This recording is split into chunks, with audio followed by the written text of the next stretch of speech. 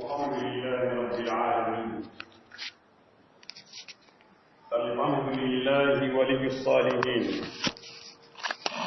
والعاقبة للمتقين ولا عدوان إلا على الظالمين، وأشهد أن لا إله إلا الله وحده لا شريك له، إله الأولين والآخرين، وأشهد أن محمدًا عبده ورسوله. وبعد، عباد الله، يقول الله تعالى في محكم كتابه المبين: وما من دابة في الأرض إلا على الله رزقها ويعلم مستقرها ومستودعها كل في كتاب مبين. تبين هذه الآية الكريمة أن الله تعالى عز وجل تكفل بالرزق لكل دابة في الأرض، وهو وحده سبحانه القادر على بسط هذا الرزق وقبضه. قال سبحانه وتعالى: الله يبسط الرزق لمن يشاء ويقدر، وهو وحده العالم بأحوال خلقه ما يصلحهم وما يشقيهم. قال تعالى: ولو بسط الله الرزق لعباده لبغوا في الأرض ولكن ينزل بقدر ما يشاء إنه بعباده خبير بصير. بل ما من مسائل تنو أمبا بركدا أمبا ولين مندون كنيمة شامالا نيمة من بالا ناجتي تنبلو ala ka nema ka ca anka nan ko ban jati amba jati anta don anta hake don ala yare ku qur'ane kono: wa in ta'uddu ni'matallahi la tuhsuha. amalu subhanahu wa ta'ala dini ala kan fara akan nema barka da bauka ame shiriya ka fo batu mafoiti min batuli bi aramadin nafa akutali bi toro funa kara ala kilini akilin do akan masaya la flanan tala ambal ma mikla ka shiriya ka fala kira Muhammad sallallahu alaihi wasallam ala ka jondo aka cidin ambal ma Allah subhanahu wa ta'ala abika kan nema do kufanye ni Qur'ane aya inaya suratu hudi a aya worona. Allah subhanahu wa ta'ala ku dugu kolon sanfɛ ko dafɛn foyi tɛ yen adamadenw do bagan do dafɛn qualité o qualité f'i ka taa sɔrɔ a bɛɛ balo bɛ ale ala de bolo. k'an bɛ dugu kolon sanfɛ garijɛgɛ o garijɛgɛ n'a bɛ jigin an kan garijɛgɛ n'a qualité caya bɛɛ lajɛlen ala ko k'a bɛɛ bɛ jigin ka bɔ ale ala de yɔrɔ. dafɛn kelen kelen bɛɛ garijɛgɛ ba ye ale ala ye. ko o dafɛn kelen kelen bɛɛ lajɛlen a sabati yɔrɔ dugukolo in kɔ kan o dɔnniya b'ale ala yɔrɔ. n'a y'a ka ɲɛnamaya kɛ a bɛna fatu a bɛ taa da yɔrɔ min na o dɔnniya b'ale ala subhanahu wa ta'ala bolo. a ko ale ala de kɛla masa ye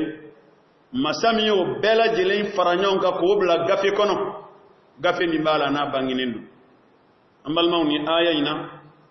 ala b'a jira an na ko ale ala de jɔmɛ n'an balo ye ale ala de jɔmɛ n'an ka garijɛgɛ ye kabiri an ka duntaw la kabiri an ka mintaw la kabiri an ka fini dontaw la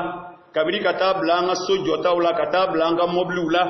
garijɛgɛ o garijɛgɛ n'a bɛ jigin an ka ala ko k'ale de b'a di dɛ k'ale de jɔmɛ n'a ye. o garijɛgɛ fana ko a fɔnini o b'ale ala de bolo. n'a y'a ja a b'a fɔni maa ye maa min y'a ja a koroni fana b'ale ala de bolo. ni maa min y'a ja a bɛ garijɛgɛ fɔni o ye ni maa min y'a ja fana a bɛ garijɛgɛ koro o tigi ye. Allah subhanahu wa ta'ala ayo fanya al-Qur'an kono suratul Ra'd aya biworoni flana Allahu yabsutu rizqa liman yasha ko ale ala abi garjega yiriwa maye mamiaja un milliardaire ou tiwa les multimilliardaires millionnaire ou fana bi mais do fana ti drome duru soro clé kono ala ko ko yale de ka ketay abi garjega infoni maye mamiaja aba koro maye mamiaja ko de bato sigi bija awna du ko len ko kada ka ale ala be adama dim kala hala donde ودنا آية ورلا سورة الشورى آية مغني ولم فلانا ألك ولو بسط الله رزق لعبادي لبغوا في الأرض كنا ألك يجرجع يريوا أكا جون بي مليارديري بي ملتي مليارديري كم كمي دانسا بدو كلوكا أنا بتفوا نبي تمنتو فوا نسراج من بيلا أبي فا كنا كمي يجرجع يندايله أرامدين بي sebe be mago glalendu mamago tise mama la baghaw fil ard ko adamadin kumbe dansa wala ka du koloko walakin yunazziluhu biqadar ko ngabi gari jige injingi doni aba jingi doni abi gari jige injingi doni mini min kaka mini chaman kaka aba doma nale alaka donia na kasebaye mini doni kakan abadi oma nale alaka doniyai anale alaka sibayai ngam munai chamandi ema munai fichini dinima ala kul yattakhidha ba'dhum ba'dan sikhriya aw kahina yon kwa di kunyoni ako innahu qala alade biibadihi khabirun basir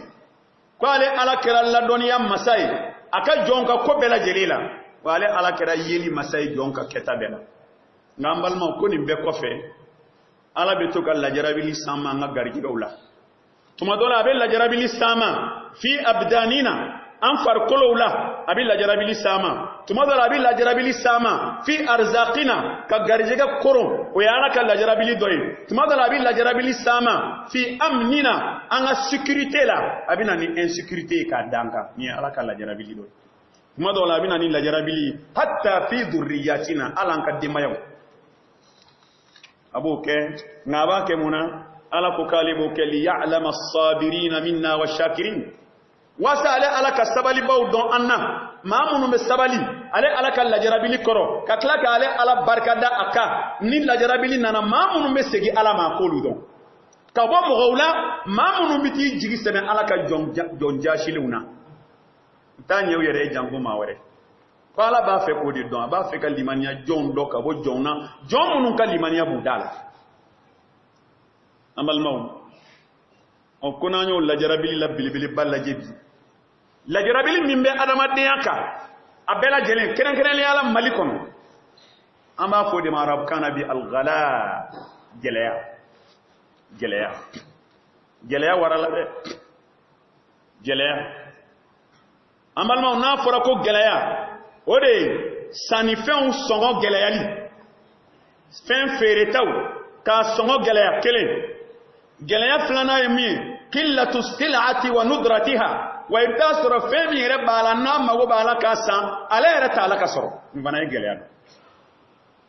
femi na mago bala kasa no e marsanisi o dogoyali ano sorobalia o ye gelayayi e bina tan sanfana a dogoyali min kɛra wari be tila ka yɛlɛ a sɔngɔ be tila ka yɛlɛ a sɔngɔ be doublé o fana ye gɛlɛya dɔ k'an ka dɔn k'a fɔ ni gɛlɛya in a bɛ ɲini k'an ka fɛn caman datu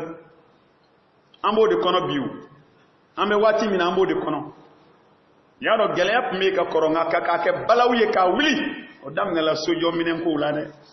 siman ma yɛlɛ k'a sɔngɔ yɛlɛ k'a yɛlɛ maa t'a dɔn a bɛ se min ma adaminena wala nan bɔra yen n'an taara luwaze kow la mɔgɔw bɛ kasi la bɛɛ b'a fɔ a dɔw ta bɛ ɲini ka kɛ kalo o kalo ka dɔ fara so wari kan kalo o kalo ka dɔ fara so wari kan ni min ta to ye san o san ka dɔ fara so wari kan ayiwa 2021 sera dɛ an tun bɛ 1000 na ɔ n'an bɛ 1000 na an tɛ taa 115 la dɛ an tɛ taa 111 na dɛ an bɛ sin ka taa 115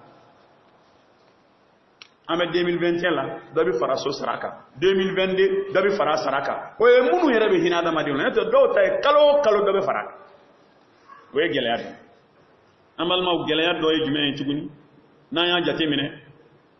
a nana don an ka dumunifɛnw fana la an bɛ don minɛ komi bi burukala kelen 65 65 butigi dɔw kɔnɔ ko munna ko parce que ko farni mugu tɛ ka sɔrɔ dɔlɔn tɛ ale gɛlɛyara tulu gɛlɛyara fɛn o fɛn tɔgɔ ye ko dumunifɛn a ka dɔgɔ ni dɔ ma fara min kan hali nafɛnw dɔrɔn k'a bɛɛ gɛlɛya an balima silamɛw o tɛmɛnen kɔfɛ n'an nana kalanyɔrɔw la kalanw talen don kalanminɛnw fana i b'a sɔrɔ gɛlɛya b'olu fana la n'an taara tuguni an ka kɛnɛya dɔgɔtɔrɔsow la an balima silamɛw ordonnance min bɛ jigin 2000 jukɔrɔ ka dɔgɔnɛ i taara ni den ye ko pali b'a la ordonnance dɔgɔmani 3000 de bɛ sɛbɛn 3000 bɛ sɛbɛn dɔw bɛ taa 4000 na dɔw 5000 gɛlɛya donna hali furakow fana la c'est que corona nalen protection yɛrɛ minnu bɛ kɛ i bɛ taa sɔrɔ hali min bɛ don adamaden nun na min bɛ feere 50 o taara 100 la i bɛ liquide minnu k'i tɛgɛ la k'i protéger ni a ye ni min bɛ sɔrɔ 200 o taara 500 500 e gɛlɛya di ka fara o kan balimaw adamaden bɛ baara kɛ minɛnw minɛna gɛlɛya commencera ka don a bɛɛ lajɛlen la ko nka ni nin kɛra ɲininkali kelen de kan ka na o ɲininkali ye jumɛn ye فما هي أسباب هذه المشكلة وما علاجها سبب جمعنا ناي سبب جمعنا ناني جلياي فرا كان كموي كذاك نيكو كيران كوبك غانزان نيكو كيرا فندو بينا نايو o fe mi mina na o e banade no dona o fura fana bi nyini no fura sorola ko mi frake sababu bi se ka kila ka ta klan ro fly a sababu ye gien yere mo ka sababu diɲɛ kɔnɔ ya an bɛ sababu dɔ fɔ n'a ma fɔ ko dolari yɛlɛla dɛ a fɔ ko dolari jiginna dɛ o n'a ɲɔgɔnnaw adamadenw bɛna ni diɲɛ sababu dɔw ye walima diɲɛ yɛrɛ sigibaga cayala walima ni matériel min tun bɛ dilan a usine tiɲɛna walima ni matériel min tun bɛ dilan vraiment production dɔgɔyala olu ye fɛnw ye mɔgɔw bɛ minnu fɔ o y'an yɛrɛ ka adamadenya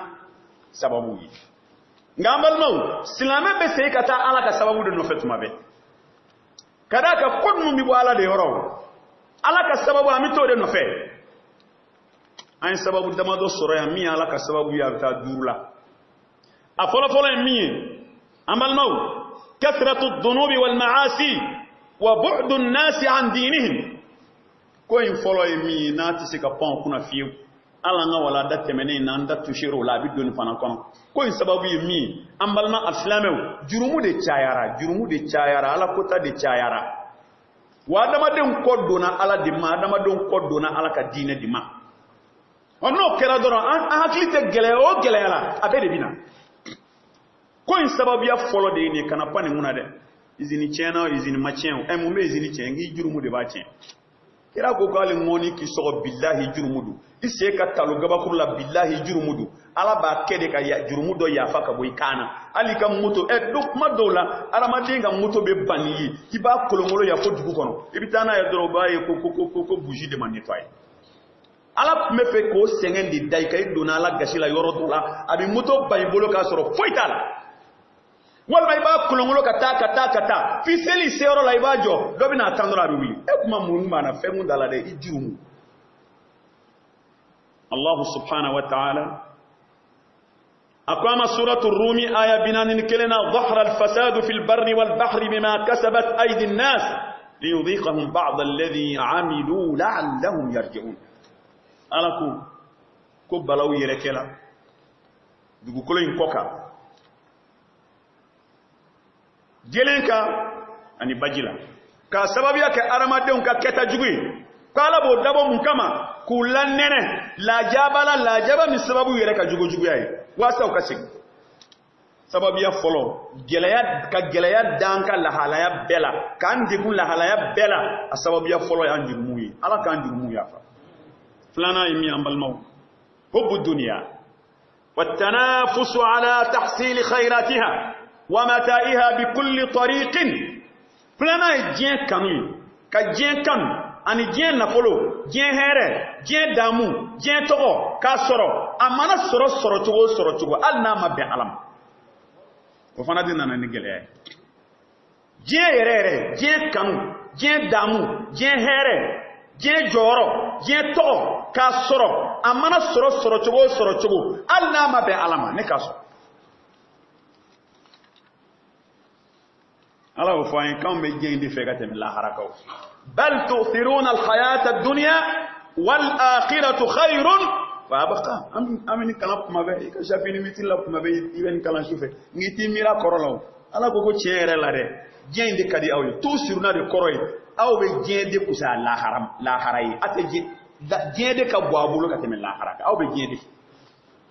جين تو أو دي بوف أبو دي في النفلا أبو دي في الدمو أبو دي في الدولة أبو دي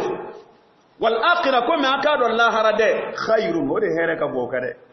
أما فاكنا بارك جيه كنا كسوجو كمبلو سانكا دامو سبو بي حلالا سراك أبكك إيكا ورسورة حلالا سو نيمانجو مبلي سان دومني دوماندو مسو نيمانفو فيني نيماندو جوني بالولا ويزينة الحياة الدنيا دي ألا ما ماشي بالالا مكانيني حرامو سراك كاكاي تيكا الله رچين يير مغوسا أو بجين دكان لا كسر لا هرا دكفسا أو ما وأبقى والله هرا دامو دي بدو دي بتو جين تاين تتو ده سوني تاتو دوكا وابو على كلا كافين سورة الفجر كنو أكو تشودي وتحبون المال حبا جما على كو أنا ما دي أو بنفلو فره أو بنفلو إن كانوا مينا كانوا ني من تاتي مليدو أو كانوا ني ده أبلا فين بيبي كان نفلو نفه ala ramaden ba ka jien fere na folo no ka lahara fere na folo do ba fo kal na bebe kalo kelimo wal mal na bebe sangele to ti yama ngoke ngata lahara na madu al jinala nga warso do ben nyaro ka ba ko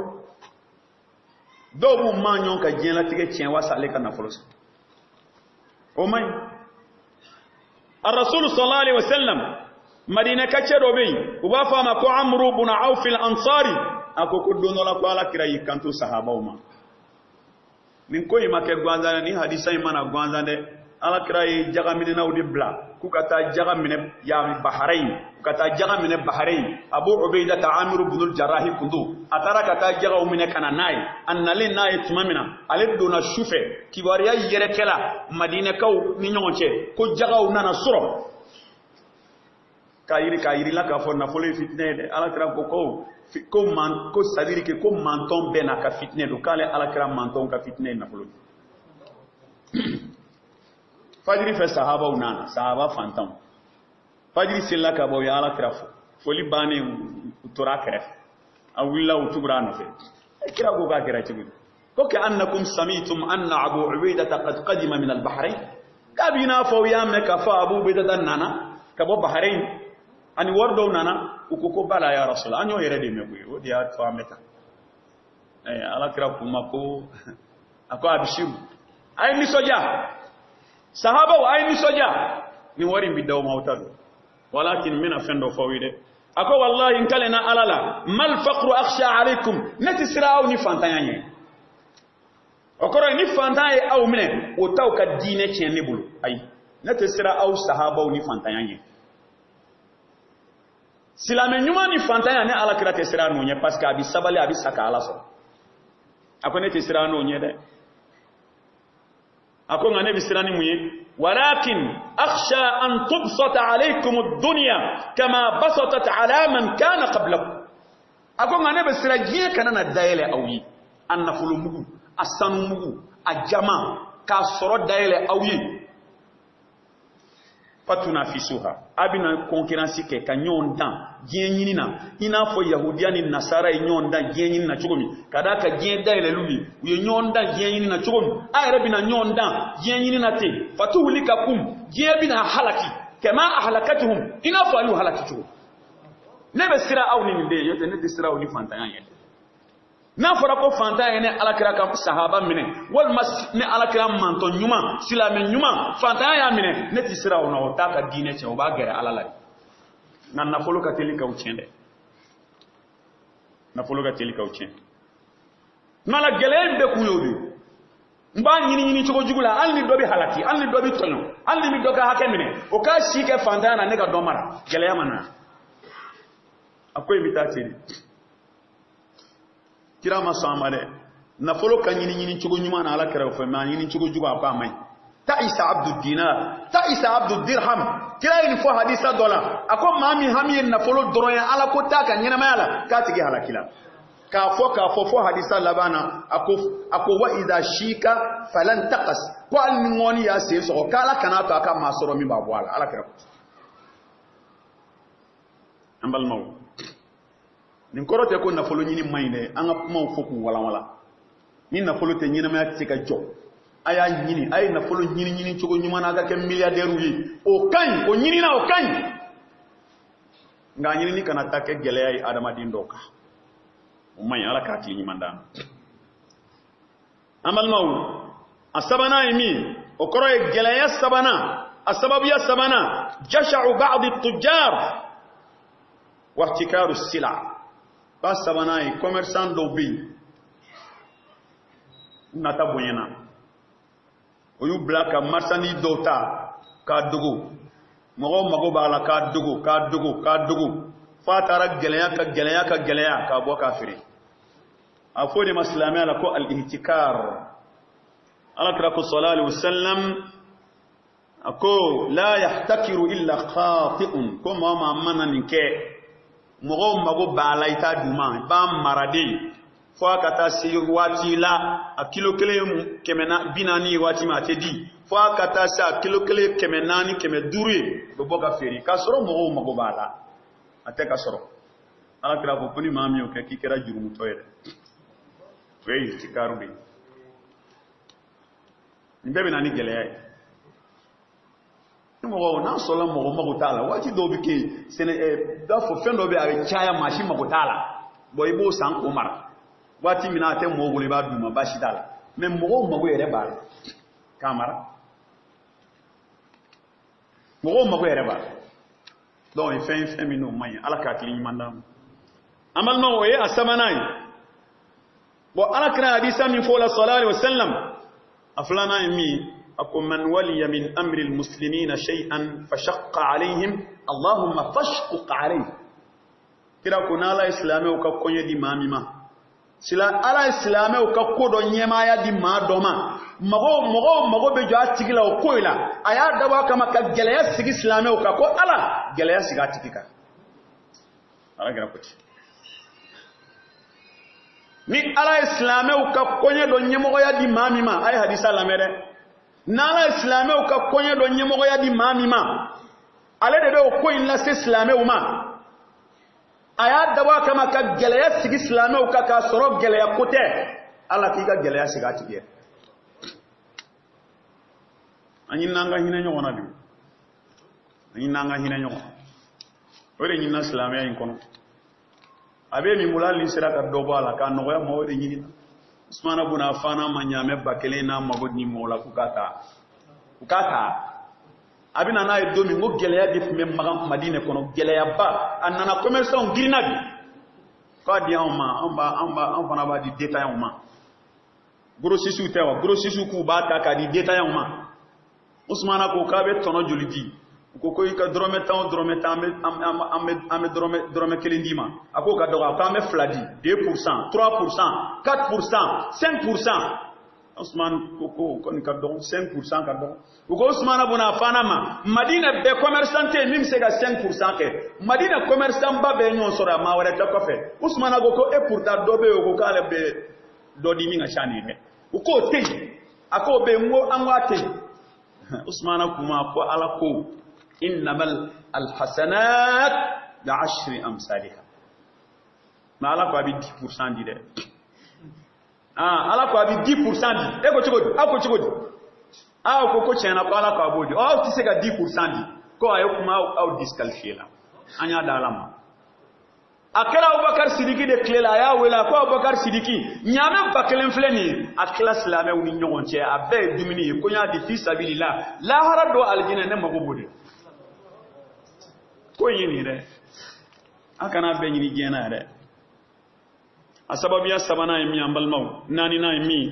انعدام الأمن وعدم استقراره ni sécurité insécurité fana ye gɛlɛya sababuya ye fɛn o fɛn kan ka bɔ yɔrɔ dɔ la ka se ma ni insécurité bɛ o bɛ sɔrɔ o tɛ sɔrɔ o i m'a ye ala y'o fɔ magankaw ye k'a yir'u la k'a fɔ ko garijɛgɛ sanuma bi s'u ma lahalaya bɛɛ lajɛlen la ko y'ale ala subhanahu wa ta'ala nɔ de ala ko awalam numakkin lahum haraman amina yujba ilayhi thamaratu kulli shay'in rizqan min ladunna walakinna aktharahum la ya'lamun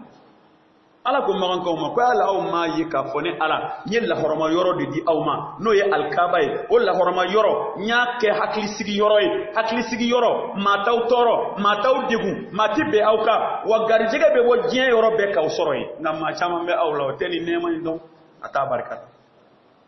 ni insécurité bɛ yen fɛn min kan ka se a tɛ se mais ni sécurité totale bɛ yen garijɛgɛ bɛɛ bɛ ɲɔgɔn sɔrɔ a la kabiri kɛlɛko in daminɛ la fɛn o fɛn tun bɛ anw sɔrɔ yan a caman danna sira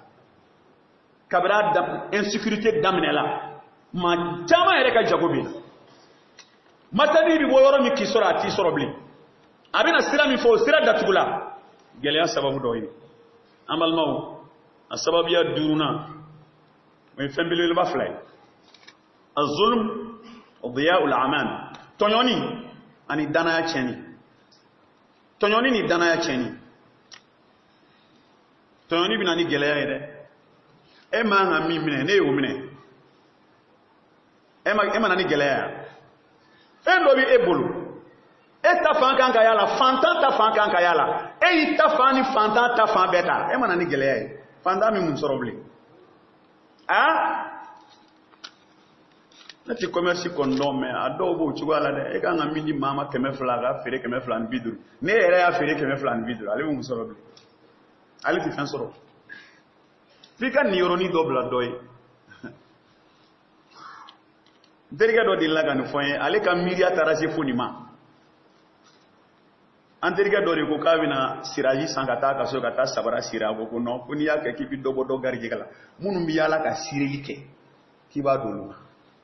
e kan ka 20 min d'o ma n'e fana siraji san k'a siri i ka so olu bɛ 20 sɔrɔ ni bɛɛ y'a siri i ka so olu bɛ 20 sɔrɔ cogo di donc o la k'i bɛ adamaden garijɛgɛ de kɔlɔsi nin kan ka di nin ma o fana bɛ dɔ sɔrɔ ni o ye o tigɛ ka b'i ta la i ka dɔw t'i fɛ foyi ka b'u ka foyi la ka di maa si ma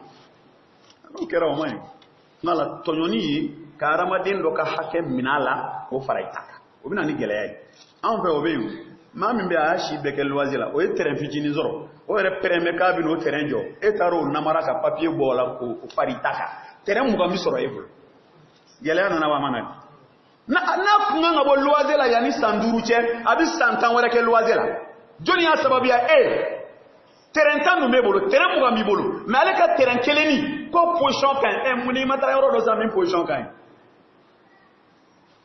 ale b'a fɛ k'a yɛrɛ débrouiller hali ka chambre anti chambre jɔ a n'a muso ka bɔ luwanze la i taara o namara ka fara i ta kan gɛlɛya nana wa a ma na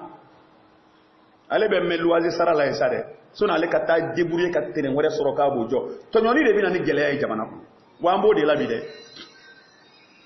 ya rabbi ala k'an kisi tɔɲɔni an balimaw a laban ye min k'o ye danaya tiɲɛni danaya tiɲɛni kara ka n'i bilala place dɔ la o place in danaya dira e ma hɛrɛ dɔ kan ka bɔ i la ka se jamanadenw ma e b'i bira bɛɛ kan k'a bɛɛ datugu hɛrɛ bɛ don jamana kɔnɔ bilen ni fɛn dɔ kan ka don jamana kɔnɔ jamana bɛɛ bɛ hɛrɛ sɔrɔ mais e b'a sin kelen ma jamana ka hɛrɛ i b'o bali k'a tourner k'a bɛɛ sin e kelen ma bon n'a sin e kelen ma hali ni kɔngɔ bɛ maa tɔw fa sa alhamdulilayi e kɔni ka dɔ sɔrɔ walima ninnu tɛ ko ye o bamananw yɛrɛ b'o fɔ ko maa kelen ka fa ye fa ya est ce que maa kelen ka fa ye fa ye hali dutigi ka fa ye dudenw ka fa ya hali dutigi o dutigi kuma o kuma i bɛna ni sogo ye k'i sigi salon kɔnɔ k'a bɛɛ dun ka ji min i denw b'i lajɛ n'i ye tile 2 ni 3 k'o la a tile 4nan maa si t'i di ni sɔgɔma n'i ko munna tu tɛ ba yɛrɛ de ka jugu i ka jugu dɛ parce que i y'u ka hakɛ dun hali n'a kɛra sogokuru kelen kelen i t'o d'u ma mala o de la alakira Muhammad sallallahu alaihi wasallam a ko idha duyi'atil amana fantadhir sa'a a ko ni danaya tiɲɛna k'i k'i sigi ko o ye diɲɛ wuli ye dɛ diɲɛ wuli taamasiyɛn ye danaya tiɲɛni u ala kira ɲininka ko danaya cɛni ye jumɛn ye a ko danaya cɛni de ka maa bila yɔrɔ la ni min man kan n'i y'a bila yɔrɔ la ni min man kan a kan ka nafa min kɛ a t'o kɛ o ale ka nafa bi yɛlɛmɛ ka kɛ bɔnɛ ye parce que min b'a dɔn o bɛ dɔ ta ka dɔ di jamana ma o bɛ dɔ ta ka dɔ di jamanadenw ma o b'a essayer ka na ni hɛrɛ ye jamana kɔnɔ mais ale min t'a dɔn ale b'a essayer k'a bɛɛ bɛn a kelen ma n'o kɛra an bɛ balo gɛlɛya kɔnɔ ale kɔni bɛ hɛrɛ sɔrɔ mais a ka hɛrɛ in tɛ hɛrɛ ye ka d'a kan ala kira ye dangani k'a la tant que ale kelen min ka jama ta dun ko ala ka gɛlɛya sigi a yɛrɛ kan أقول قولي هذا وأستغفر الله لي ولكم ولسائر المسلمين فاستغفروه إنه هو الغفور الرحيم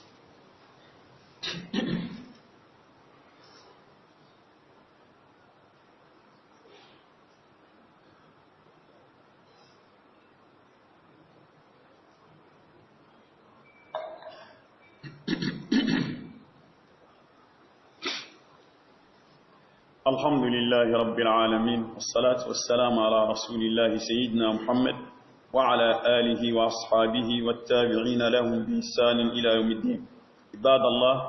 وواجب المسلمين عند وقوع مثل هذه المهنة هي محاربتها بالأمور التالية كن نيان يغنى جليونا نعملنا نيان يغنى جليونا سلامنا باكات كالسيرام مفعمل لدفو ودوي جمعين النهي عن الغش كن نمرك دبلا جبل نمرك دبلا في رلي سرافه نمرك دبلا بارا نيوغا سرافه كذاك النمر بنا نيغلاي او مثالي جمعين marsanisi mi mai ya fere war bala misala la sa do yere aka kolobe beke ale be sengen kono abe fe ka frigo kelen san kano da musoma abe jinbero bo abe glasu bo sokono na songo ko ka no ya lema e anege ka ta frigo kolo ferama wa muga ayo san kana sigi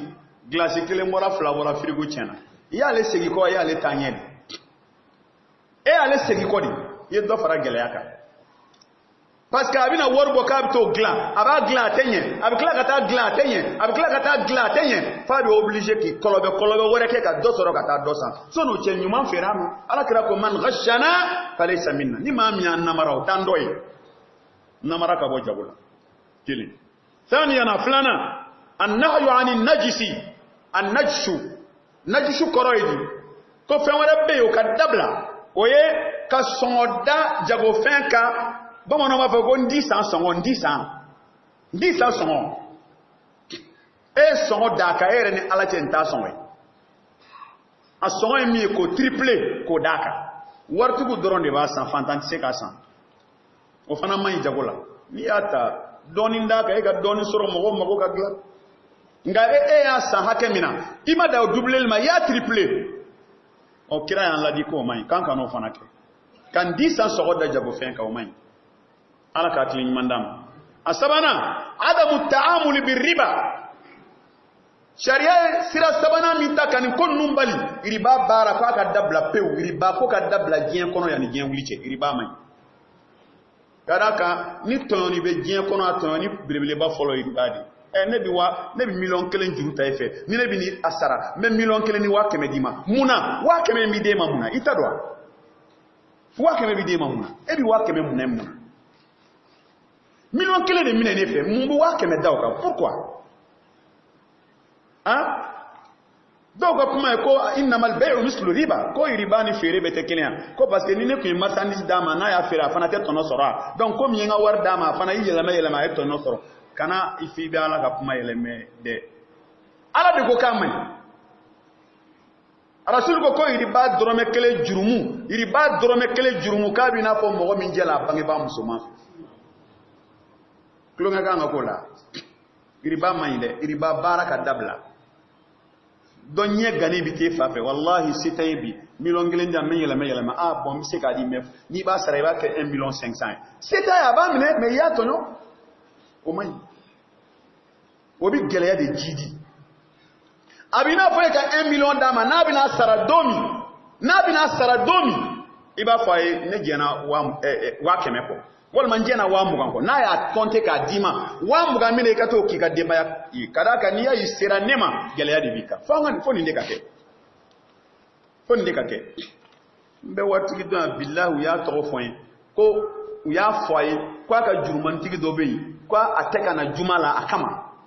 parce que na ya bisira kana na kani ko tara dembe sigi nga juru papier ay nana bewi ay tasma do abela ko na ay juru man digi kele kani nyana ni ngofe ma ya fama fulahar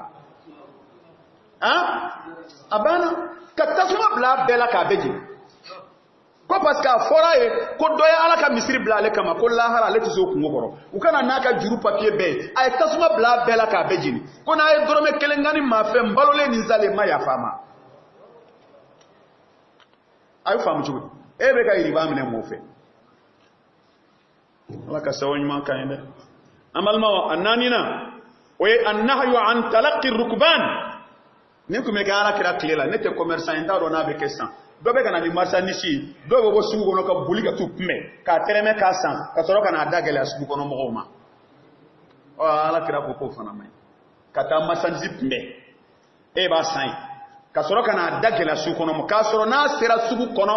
abe ba soro no yala me be boli ka kon ka ta me kana geleya o mai ko bela jele bina ni geleya no dabla la do bo geleya aduruna amal maw annahyu anil ihtikar wa muharabatu duruna yemi o yani u fokateme marchandise mogo bala wati mi ka beje ala ka dugo na geleya ka soro ka fi o fana mai no dablala o fana bse ka sababu yae haqiqatan ka geleyawu aworona al-iqtisad fi al-ma'isha wa at-tawassut fi an-nafaqa koni geleyan nana nga laje ka dobo an yere ka dépense la nga koro ka bena yere ina songa e waduri take wanani demaya na soro wi shekuru tanu kile kono ada ke dura ko tika ni nyonje ika ko ke ka beni yere geleya wati ko ke ka beni yere o ya me chugodoy kada ka economy fana o ya aramadin ka balu klanje amal mawu awolon flana emi kada ka ala ko wakulu washrabu wala tusrifu inna Allah la yuhibbul musrifin ala ko ay dumini ka kan minike me aka na dansa go mandalay mala ni geleya be do boy ka duntala ale be wa kele mbwala ibo di domo ko ka kan na somoy o kanga ke amal mawu no boray awolon flana العناية بطلب البركة في المال قبل العناية بكثرة المال كسونا عن نتوار شايا نوفي كنا نتوار بركة يالي نوار بركة يالي نوار فتيني بيبولو ني بركة بالو بين نفقة نشاما مي بركة تالا كرا يوفو حديث صلى الله عليه وسلم أقول من يأخذ مالا بحقه يبارك الله فيه koni mami en nafolo nyini na hake ka nyini chugo nyumana ko ala bi barka do ala bi nafa jena bi nafa lahara wa man ya'khudhu malan bighayri haqqihi famithlu kamithlu alladhi ya'kulu wala yashba ko mami men nafolo nyini chugo jugula ko bi na ko mami bi sigi dumini kuna ba dun ka dan tifa adaka wor mi be sorata le nafa amal maw o temenen ko fa ashikina talabul badil ni gelayana ama ese ka ko yelama e ku me fendo e ka dumini ku fendo wala mai ka tabolo ku ko doy gelana na imo soro e be do rengini se na Umar ka puma do ben na yele ko do ma e chen fode ko sahaba una na fa be ko Umar ko sugo gelana de ka ko kaya no yake utara una na tugini ko Umar sugo gelana ako kaya no ya e ko Umar amba no ya ande waye sugo tamolo ako ka ba no gani mi abodo uturukuhu lahum ayatu bulay na ya tubula ma no ya ni ya to yi kata jege san ima lafiya ako uturukuhu ayatu bulay na tori bolo mama sambi shini na do wala sayyidina Ali una na faye jabibi kelen jabibi kwa gelara Ali kwa tamaro san ko du ko bla jabibi nola kada ka tamaro ga no Madina ay je jabibi ko ya na ka no ya ka tamaro do e badilu di ni min gelara o fale ni do wore ala ka tin mandam amal ma wa konontona taf'il at-takafu koni gelaya sera nyondeme anga nyondeme chaya na nyondeme chaya o bena ni no yai allaba at-taubatu an-nasuha wad-du'a anga tubi ka taala maka du'a ke ala be gelaya wi ka banka nala nunu yi furawi an sera ka fura mun soro ala ka kuma kan na ka fo adola na e baraka na yi gelaya mun banka be wuli sika fo itala ka fo ni gelaya nunu ay an yere de do ko an yere do no taala ta yi ni ka gelaya danga ama fo ke ala la ربنا اتنا في الدنيا حسنه وفي الاخره حسنه قنا عذاب النار ربنا لا تزغ قلوبنا بعد إذ هديتنا هب لنا من لدنك رحمه انك انت الوهاب سبحان ربك رب العزه ما يصفون والسلام على المرسلين الحمد لله رب العالمين